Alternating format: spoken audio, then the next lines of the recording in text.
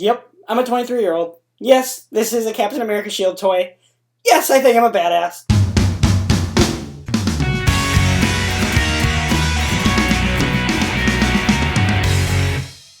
Captain America Civil War. Captain America Civil War came out in 2016 last year. It was one of my favorite movies of last year. I believe it was the fifth of my favorites last year.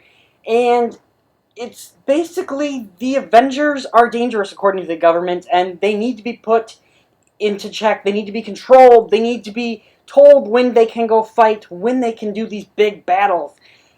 Captain America's kind of like, no, I don't think we do. I think we need to do it whenever there's people that need help. And Iron Man says, nope, we've done some stupid things. More like he's done stupid things. He created Ultron, all that fun other stuff. Therefore, we have some friction. We have Captain America versus Iron Man, essentially. Now, this movie is very, very, very loosely based on the Captain America, or not Captain America, it was just Civil War storyline, in which essentially the same thing happened, except there was a little bit of different situation. Again, very loosely based. First thing I have to say is, holy cow, there's a lot of characters in this movie. This is Captain America's movie, however, it's basically Avengers, like Avengers 3, essentially. I don't know. Thor and Hulk aren't in this one. That's basically the only characters that aren't in this movie. And everybody gets their own part. Everyone gets their moment to shine, which is fantastic. I don't feel like anybody's just here to cameo, really. It's just everyone has their moment. Everyone has a time to shine. There are also some really great comedic moments. And then there's also the moments of darkness. The DCEU with Batman vs. Superman earlier in March of 2016. It's very dark. It's very grim. There's no comedy. It's nothing. And this movie shows that you can be darker while still having those great comedic relief moments. And it does such a great job with those moments. I love the fact that when I went into this movie, I was Team Iron Man, just because it's Robert Downey Jr. He's been awesome. I love Iron Man. He's amazing. He's a badass. But this movie does such a great job of 1 minute I'm on Team Iron Man, the next I'm on Team Cap, and then the next I'm on Team Iron Man, Team Cap, and you just go back and forth throughout this movie. There's never, both sides they're right, both sides they're wrong, and you see that in this movie. It's just wonderful the way we see that. There's two new characters in this movie. First of all, it's Black Panther, played by Chadwick Boseman.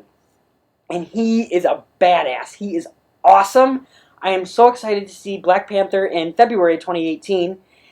And the character's just a badass. Chadwick Boseman does such a great job. He has the accent that he does a great job with. Other new character that's not necessarily new, we have a new actor playing this character, is Spider-Man. And I just had my Spider-Man review up, Homecoming review up the other night, so you know that I like Tom Holland. I think he did a fantastic job, even with his 15 minutes of screen time that we get here. And the introductory scene, I guess you could say, the origin scene of this Spider-Man, this Peter Parker, is fantastic, with young, hot Aunt May. Marissa Tomei is fantastic. Meeting with Tony Stark, and just all that is fantastic. Now, I will talk about the airport scene. Won't spoil all the things in there, but holy crap, is this scene amazing. It's about 20 minutes long, and it's just this side going against this side. You've seen trailers, you've seen pictures, you know. They're just all going at each other. It's about 20 minutes long. It's fantastic. The action, the special effects, everything are just amazing. This is not just a great comic book scene. This is one of the greatest action scenes we may have ever seen in a movie ever. There's so much going on. So many characters fighting characters. There's explosions. There's all this amazing stuff. And it's fantastic. Just amazing. Now, like I said, the action looks pretty great. The visuals look fantastic. There is some moments of green screen. Like at the beginning of the airport scene, you can totally tell Robert Downey Jr. is not actually in an Iron Man suit. His head is floating in the air. It is a little weird. You can see some green screen behind them, like with Black Widow. There's a certain scene at the beginning where you can tell she's standing in front of green screen. But for the most part, it does look great. The stunt work in this movie is fantastic. Lots of in-camera stunts that we can see. It's not chop edited. It's just, you can tell someone's actually doing these things. just amazing. You know, coming out of this movie, I actually thought that maybe it was just as good as The Dark Knight or The Avengers, which are two movies that I think, as far as comic book movies go, are flawless. They're perfect films. Someday we'll have a review for those, and they will be 10 out of 10. Spoiler alert. 10 out of 10 for those movies because they're fantastic. And coming out the first time, I did think that this movie was that.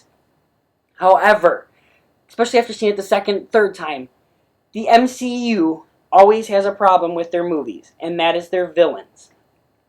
This movie has that problem because this villain has the stupidest plan ever that, very convenient, doesn't necessarily work. I mean, it does work out, but it shouldn't work out.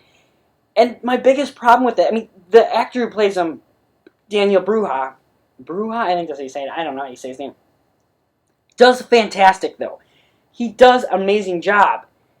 However, the villain doesn't need to be here. This movie could be like 10, 15, 20 minutes shorter if you take him out, and it would still be the same movie.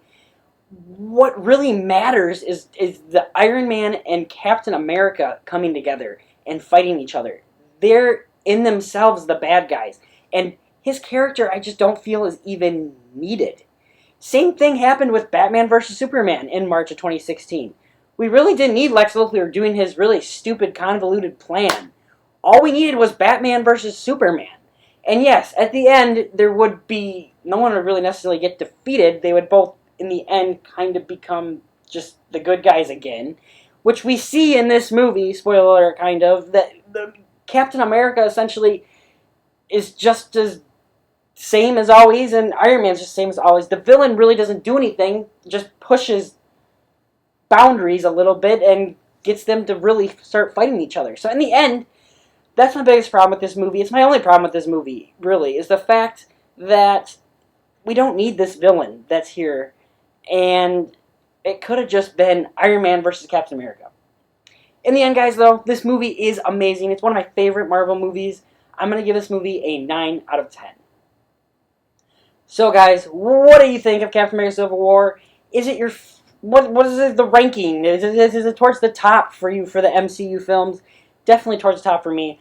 Comment down below. Let me know. Subscribe, share, all that fun stuff. And I should also mention, I probably will not have videos up for Friday and Saturday because I am doing a Harry Potter movie marathon starting tomorrow at about like 3, 4 o'clock. And we'll probably be going till like 10, 11 in the morning Saturday because it's like a 20-hour marathon.